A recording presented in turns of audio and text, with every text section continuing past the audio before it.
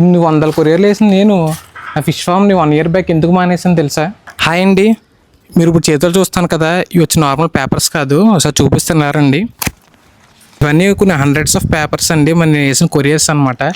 ఇదంతా నా customer trust. ఇది ఇంత ట్రస్టీగా ఇన్ని వందల ఆర్డర్లో ఆంధ్ర నుండి కేరళ, బెంగళూరు, అలాగే కర్ణాటక వరకు కూడా వేసాను నేనైతే. మన ఫిష్ ఫామ్ నుండి ఆర్డర్స్ అయితే 5 ఇయర్స్ బ్యాక్ నుండి 1 ఇయర్ వరకు కూడా వేసాను, లాస్ట్ 1 ఇయర్ వరకు కూడా.